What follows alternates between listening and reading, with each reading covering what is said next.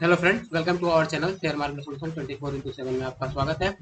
दोस्तों, अभी हम लोग जिस शेयर के बारे में बात करेंगे वो है मार्क्सन फार्मा का। और मार्क्सन फार्मा में देखिए, कुछ समय से देखा जाए तो एक बढ़िया आप लोगों को देखने को मिल रहा है। और रिसेंटली देखें तो रिजल्ट के बाद जो है बढ़िया आप लोग देखने को मिला। और करीब करीब देखें तो अपना जो एक हाई बनाया था इसमें जुलाई 9 को, उस हाई को तोड़ते हुए वहां से देखें तो करीब करीब नहीं भी तो आपको 20% से ज्यादा का रिटर्न जो है दे चुका है मात्र 3 दिनों में। ये देखिए 3 दिनों में ब्रेकआउट दिया इसने।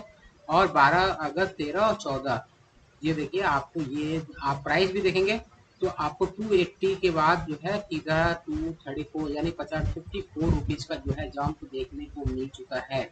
तो अच्छा खासा देखा जाए तो यहाँ पर नियर अबाउट 20% का आपको जो है देखने को मिल चुका है। तो आगे के क्या सिनारियो होगा, कौन कौन से वो लेवल्स होंगे जो कि आपको ध्यान में रखना चाहिए, वो सारी चीजें डिस्कस करेंगे।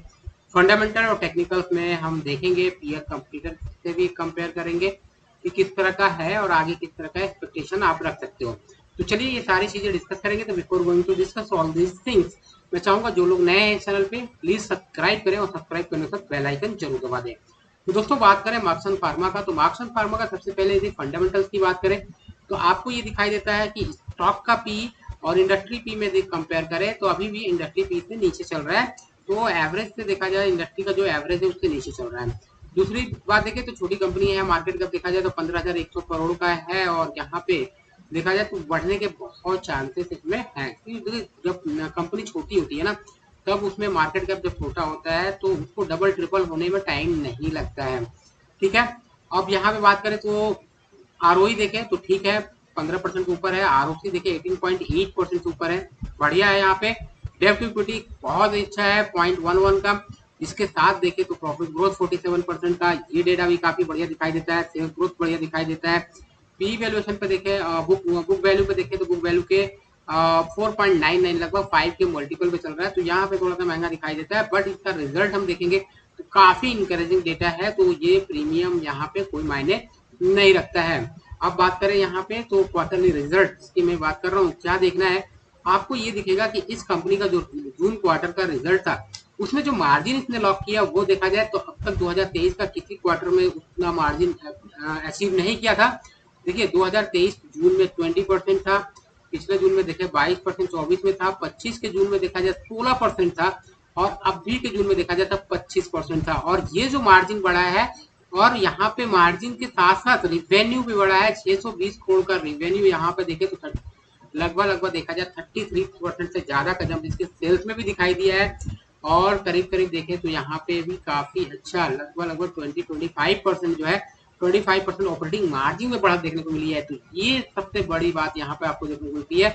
और अर्निंग पर प्राइस देखें तो ईपीएस देखें तो 2.17 से 3.47, और ये लगातार 2 क्वार्टर में होता हुआ नजर आया है। तो ये कहीं ना कहीं देखा जाए तो ये 3 रुपया 4 रुपए का ऑन एन एवरेज यदि आ जाता है इस पूरे साल में, Q1, Q2, Q3, Q4 में, तो ये करीब करीब 4 से 16 रुपए तक का बनेगा। 16 रुपए का यदि हम देखें तो यहाँ पे आपको दिखेगा कि 16 रुपए होने से कितना बढ़ेगा, तो पिछले साल का है 9, और वहां से जंप देखने को मिलेगा 16 रुपए।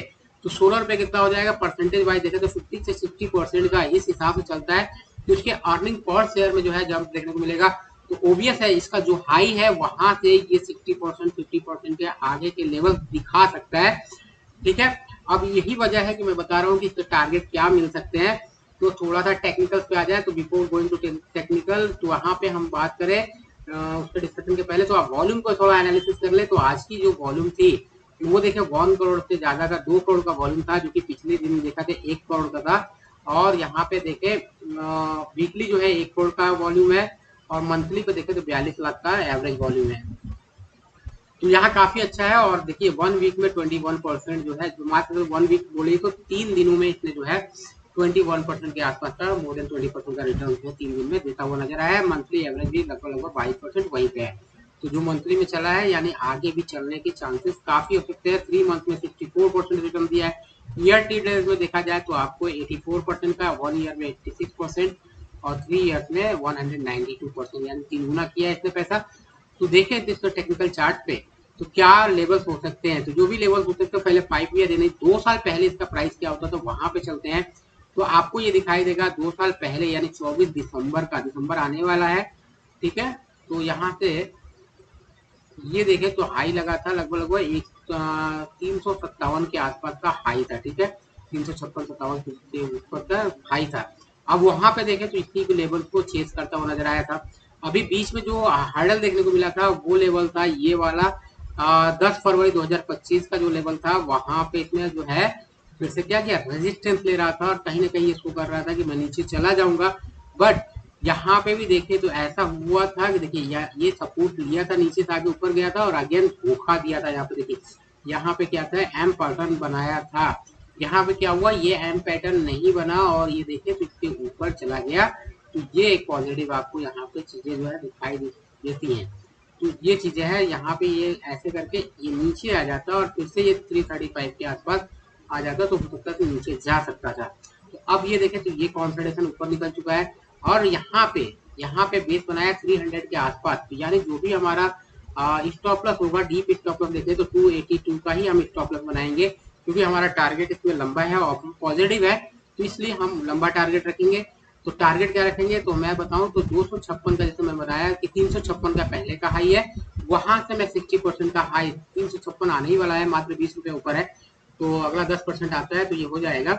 तो यहाँ पे देखें तो 356 से 60% निकाल लीजिए तो लगभग लगभग मैं बोलूँ तो 100 रुपए से ऊपर का टारगेट, यानी 400 450 तक के टारगेट मैं यहाँ पे देखता हूँ। यहाँ से निकला ये लेवल छूगा, थोड़ा सा कॉन्संट्रेशन देखने को मिलेगा, जहाँ पे आपको घबराना नहीं है।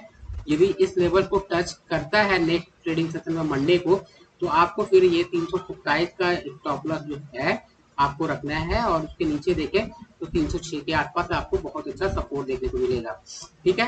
तो ये लेवल्स है, यहाँ तक आपको जो है कोई एवरेज नहीं करना है और यदि 300 के आसपास 275 पे आता है तो वहाँ पे एवरेज करके चलना है, क्योंकि हो सकता है कि ये नीचे आए थोड़ा सा और फिर रिट्रेस करके ऊपर जाने की चेष्टा करेगा, क्योंकि जिगजैग पैटर्न बना के ही ऊपर जाएगा। तो मेरा टारगेट इसमें जो दिखाई देता है, यदि आने वाला क्वार्टर पर डिपेंड करेगा, तो आने वाले समय में इसमें जो है 450 तक के लेवल देखने को मिल सकते हैं बड़े आराम से। तो ये सारी चीजें थी जो कि मुझे बताना था, डिस्कस किया हुआ वीडियो।